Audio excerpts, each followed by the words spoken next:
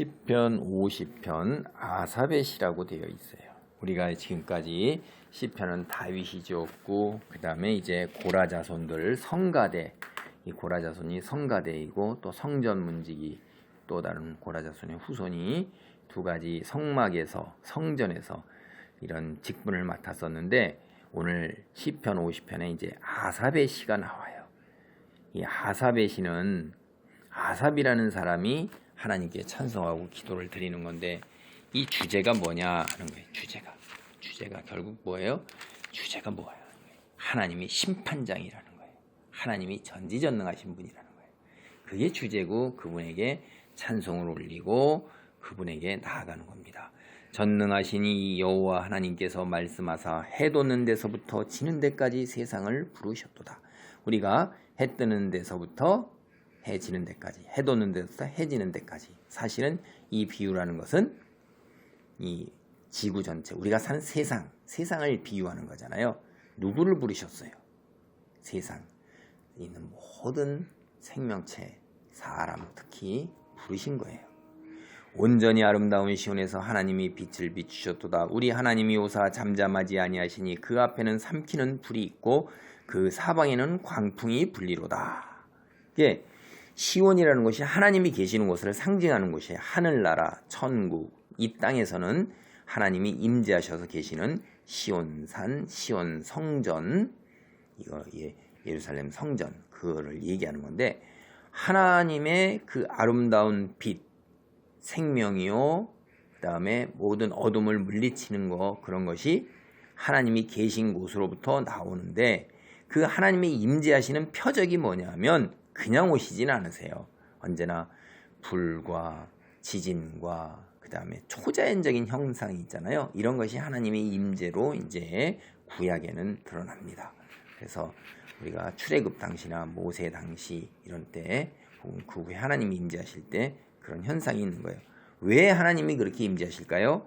4절입니다. 하나님이 자기의 백성을 판결하시려고 위 하늘과 아래 땅에 선포하여 이르시되 나의 성도들을 내 앞에 모으라. 그들은 제사로 나와 언약한 이들이니라 하시도다.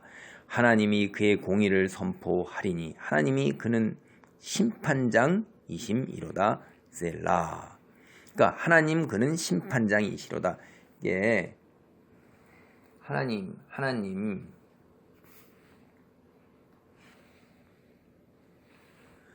하나님 그는 심판장이시로다 그러는 거예요. 그 하나님이 하나님의 그 큰 성품 속성이 뭐냐면, 능력이 뭐냐면 심판장이시라는 거예요. 우리 사람은 스스로가 하나님의 자리에 올라서요. 그게 뭐냐면 재판관의 자리고 심판하는 자리에서 자기가 판단하고 스스로 다른 사람을 심판을 해요. 근데 하나님이 심판장이시라는 거예요. 우리는 어떻게 해야 돼요? 하나님이 심판장이신 하나님이 선포한 공의, 하늘이 그의 공의를 선포하리니 이렇게 하잖아요. 그러니까 하나님의 공의에 따라서, 그 다음에 5절에 하나님과 언약한 그 하나님의 말씀에 따라서 어떻게 해야 돼요? 하나님이 당신의 백성을 판결하시는 것처럼 우리가 위임받아서 판결을 하는 거예요. 내가 중심이 돼서 내 기준으로 하는 게 아닌데, 여러분 오늘 사는 세상을 다 보세요.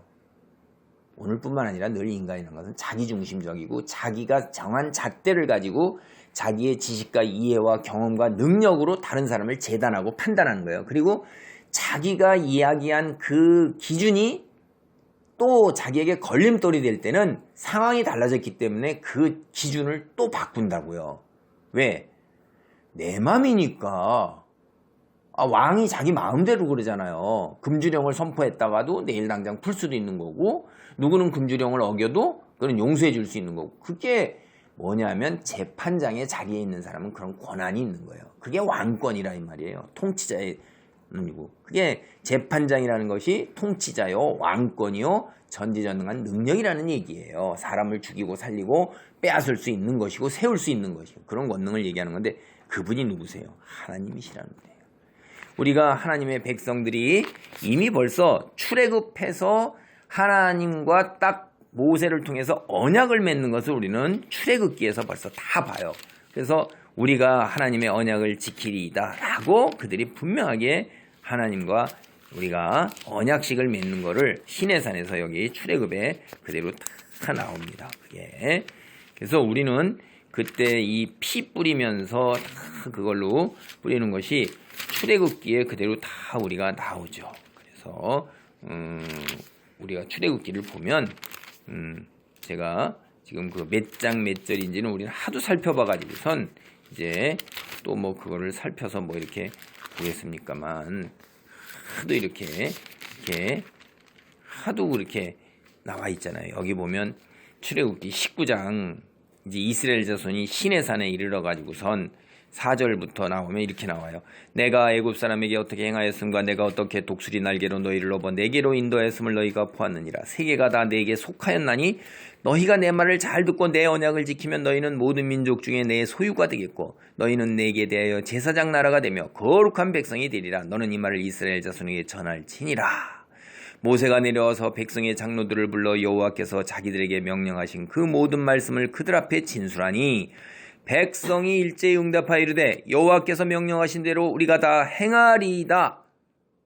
이렇게 행하리이다. 언약식을 맺은 거잖아요. 그래서 여호와께서 모세에게 이르시되 내가 빽빽한 구름 가운데서 내게 임함은 이때 초자연적인 현상이죠. 이거 그에게 그런 배경이 다 있는 거예요. 그래서 하나님이 7절에 뭐라고 그래요?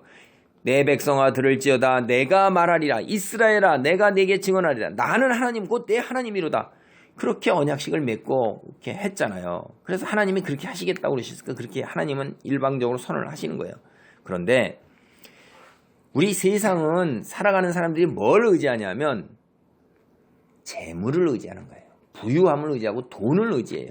왜냐하면 그것이 우리의 곧 생명의 지속이요, 그것이 우리의 부귀영화요, 그것이 우리의 자랑이요, 쾌락이기 때문에 그래요. 거기서부터 그게 우리의 힘으로 나오기 때문에 그래서 항상 재물을 의지한다고요. 그래 하나님이 뭐라 하면 그 재물은 다 내 것이다. 세계가 다 내 거니까 세상에 다 내 거고 내가 너희가 나에게 드리는 제사에서 일부 갖다 드리는 재물 그거 내가 받아 먹으려고 너희들한테 그렇게 하겠느냐? 그거 아니라는 거예요.